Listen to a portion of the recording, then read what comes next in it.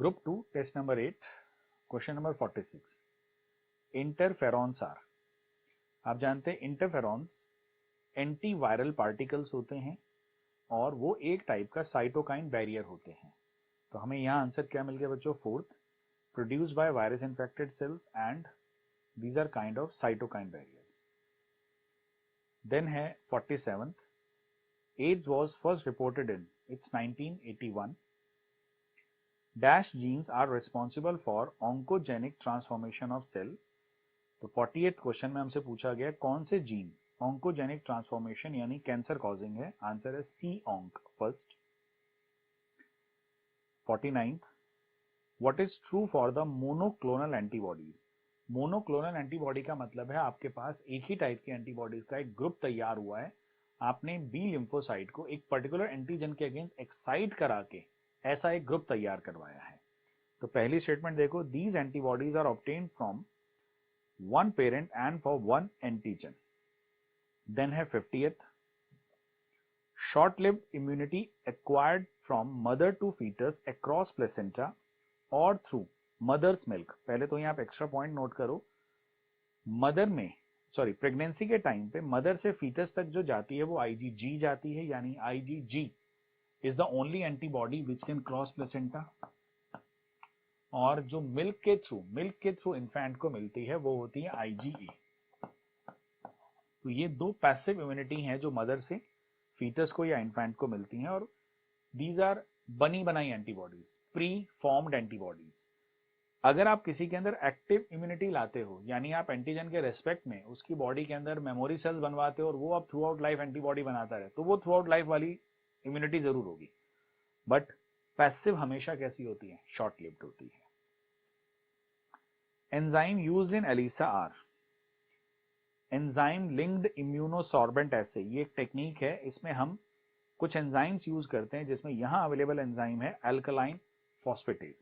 यहां एक और एंजाइम आप रटना, परऑक्सीडेज। तो दो एंजाइम आप रट लीजिए, परऑक्सीडेज एंड अल्कलाइन फॉस्फेटेज, जिसको यूज किया जाता है एलिसा में। अल्कलाइन फॉस्फेटेज की थोड़ी सी एक्स्ट्रा इंफॉर्मेशन और नोट कर लो। अल्कलाइन फॉस्फेटेज एक आइसो एंजाइम है, इसको रिकॉम्बिनेंट डीएनए टेक्निक के टाइम पे भी यूज किया जाता है। रिकॉम्बिनेंट डीएनए टेक्निक के टाइम पे यूज किया जाता है फॉस्फेट बॉन्ड ब्रेक करने के लिए। इसको फॉरेंसिक एंजाइम भी कहते हैं। ये आप एक्स्ट्रा पॉइंट रट लीजिए प्लीज। तो आप एएलपी के अब 4 point रटेंगे।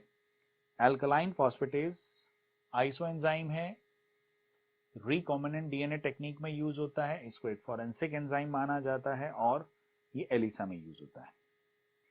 52, which of the following causes plague? It's Yersinia pestis। आपको याद हो ये एक हाइपर पैरासिटिज्म का केस है।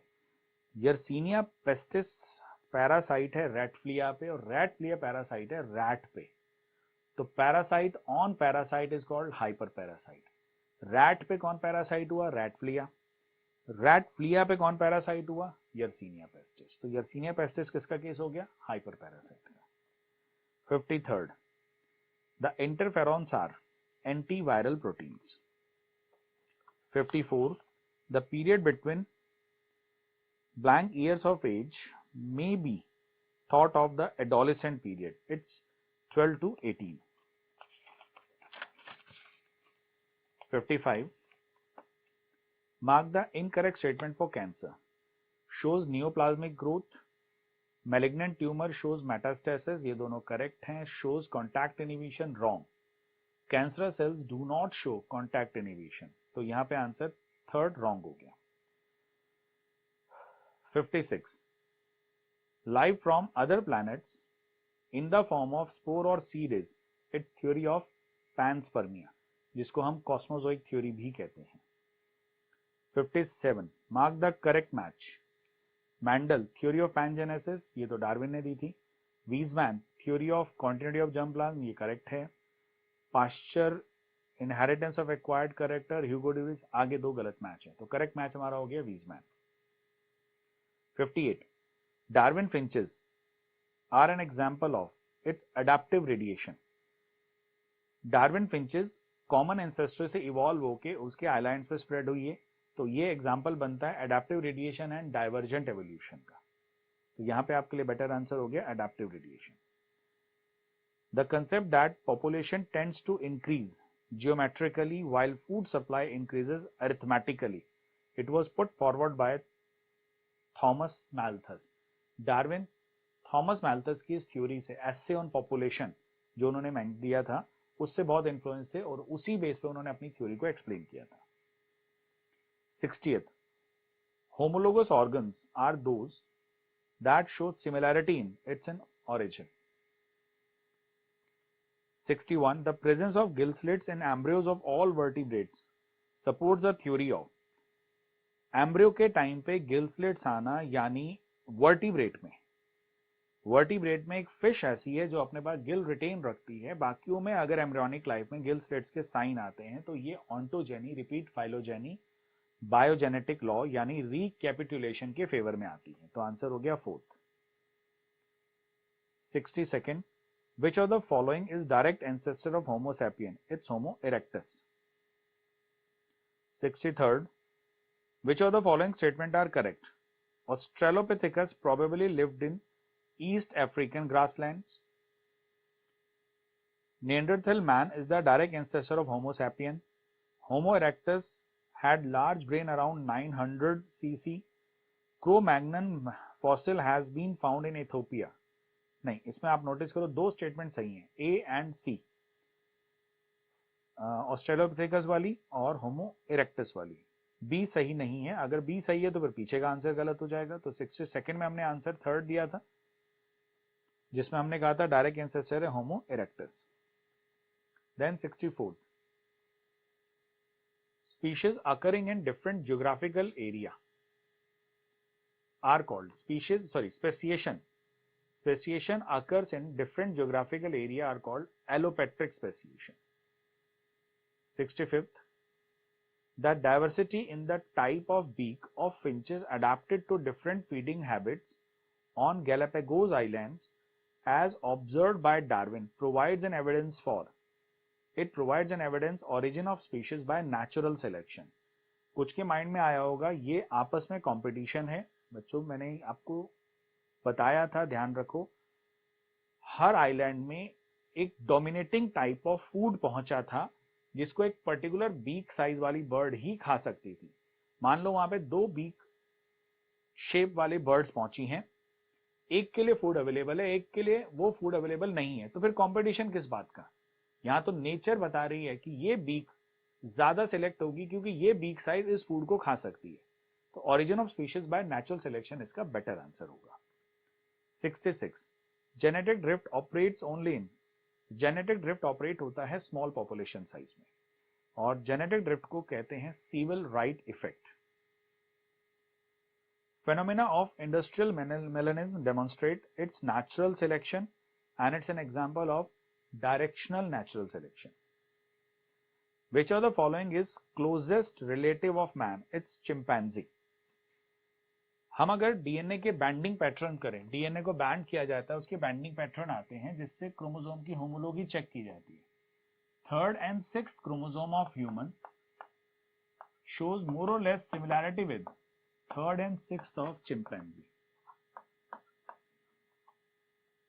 तो यहाँ क्रोमोसोम बैंडिंग के बेस पे भी हम ये देख पाते हैं कि चिंपैंजी क्लोजेस्ट है।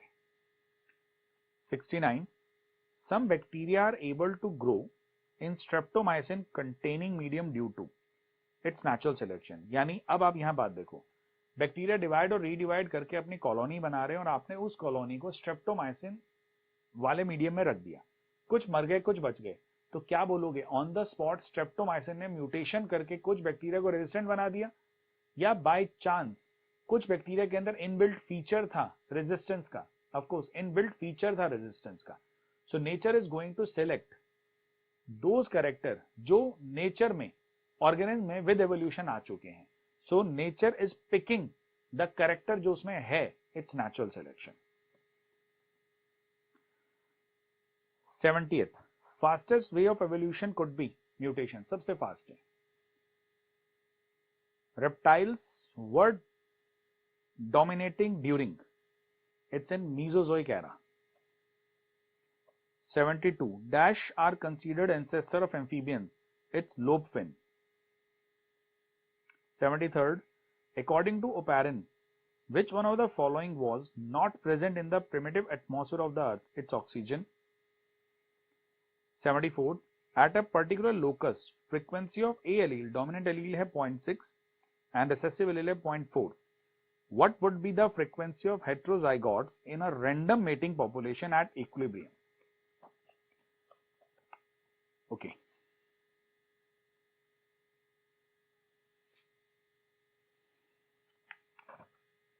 आप एक क्रॉस करते हैं, capital T small T, F1 आता है कैपिटल टी स्मॉल टी, उसकी आप सेल्फिंग कर दें तो आपको रेशियो मिलता है capital T small T, capital T small T, small T small T.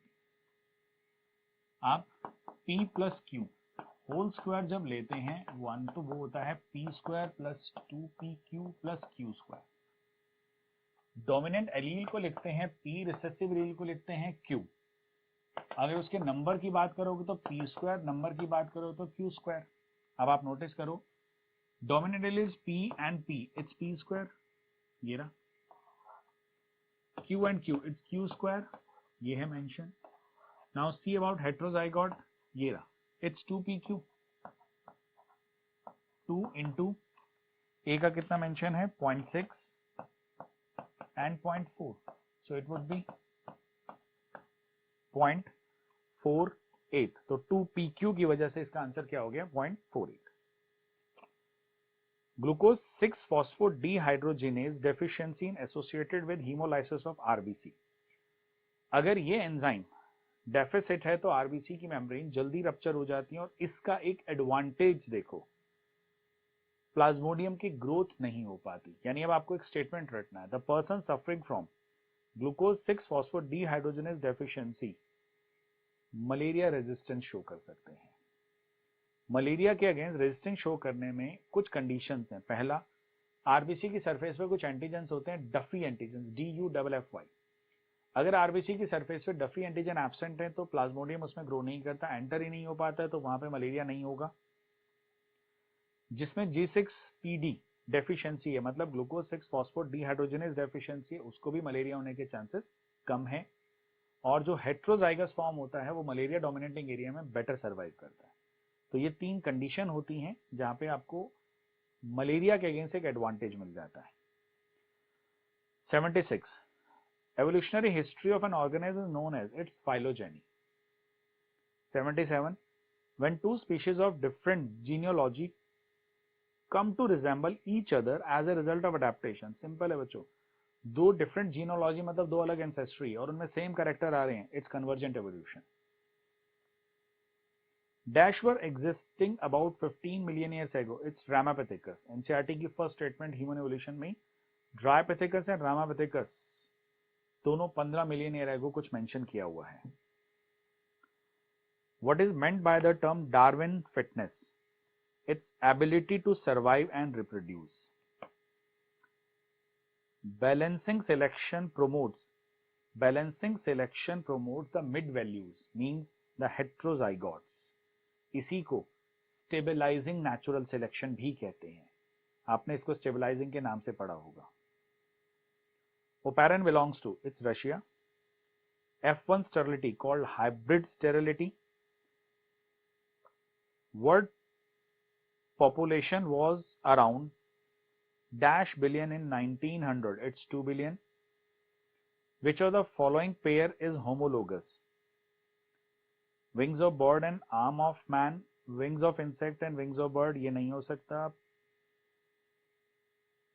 इसमें नोटिस करो, आपका हो जाएगा फर्स्ट। अब आपको लगेगा ये दोनों भी तो एनालॉगस हैं, ऑफ कोर्स। जो फर्स्ट वाला है वो हम होमोलोगस मान रहे हैं उसकी एनाटमी के बेस पे। जैसी एनाटमी ह्यूमन आर्म में है ऐसी ही विंग्स के बर्ड्स के विंग्स में है, क्योंकि बर्ड्स के विंग्स भी 4 लिम्ब की मॉडिफाइड फॉर्म माने जाते हैं। हाँ, अगर यहाँ पे बाकी सारी ऑप्शन प्रॉपर होमोलोगस होती तो ये एनालॉगस में चला जाता। ये बात मैंने आपसे क्लास में डिस्कस की थी। अगर आपको बाकी सारे कोई होमोलोगस नहीं मिल रहे हैं तो इस वाली ऑप्शन को आप किसमें ले जाओगे? होमोलोगस में। 85th, Widal test is carried out for its typhoid fever. इसके लिए एक और स्पेशल क्वेश्चन है। अक्सर विडाल टेस्ट 5 से 6 दिन के फीवर के बाद किया जाता है। क्वेश्चन कभी कभी ये भी आता है कि किस इलनेस में टेस्ट अक्सर at the end of 1 week और at the beginning of 2nd week किया जाता है, वो पॉजिटिव आता है। At the end of 1 week का मतलब अराउंड 6 डेज आप मान लीजिए, तो 5 to 6 डेज के कॉन्टिन्यूड फीवर के बाद विडाल टेस्ट किया जाता है and it is done for typhoid. 86 दो मॉलिक्यूल मेंशन है, नोटिस करो, एक मॉर्फिन है और एक कैनाबिनॉइड है और आपको उसका करेक्ट ऑप्शन ढूंढना है। एक मॉर्फिन है और एक कैनाबिनॉइड है। अब इसमें 4th ऑप्शन आपका मैच कर रहा है। मॉर्फिन मिलता है पेपेवर सोमिनिफेरम से और वो पेन किलर की तरह यूज होता है और एनेस्थीसिया में यूज होता है, तो answer is 4th। 87 which one of the following acts as physiological barrier to the entry of microorganism in human body? It's tears। अगर आप इसमें स्किन को लें तो स्किन आपके लिए एक तरह से फिजिकल बैरियर हो जाता है। 88 phagocytic cells of tissue belongs to its cellular barrier। 89 antigens are present on cell surface। अब एक पॉइंट फिर सुनना बच्चों, एक जनरल एंटीजन सुनते ही माइंड में आता है वो जिसके अगेंस्ट एंटीबॉडी बननी है, ठीक है, बट आप बेटर क्या याद रखो, किसी भी सेल की सरफेस पे प्रेजेंट किसी भी रिसेप्टर को एंटीजन कह सकते हैं। एंटीजन सेल्फ भी हो सकता है, नॉन सेल्फ भी। अगर एक एंटीजन जिसको आप फॉरेन पार्टिकल कहते हो उसके अगेंस्ट बॉडी रिएक्ट करती है तो आप कहोगे वो एंटीजन इम्यूनोजन है। इसका मतलब हर इम्यूनोजन एंटीजन है और हर एंटीजन इम्यूनोजन नहीं है। अब है हमारा last question 90th। The term active immunity means, इसका मतलब है आप अपनी बॉडी में एक पर्टिकुलर डिजीज के लिए अगेंस्ट रेजिस्टेंस डेवलप कर रहे हो उस एंटीजन को डाल के या उस पैथोजन को डाल के जिसके अगेंस्ट आपको रेजिस्टेंट होना है। तो यहां पे आपका आंसर क्या हो जाएगा? 3rd। तो 90th का आंसर हो गया 3rd।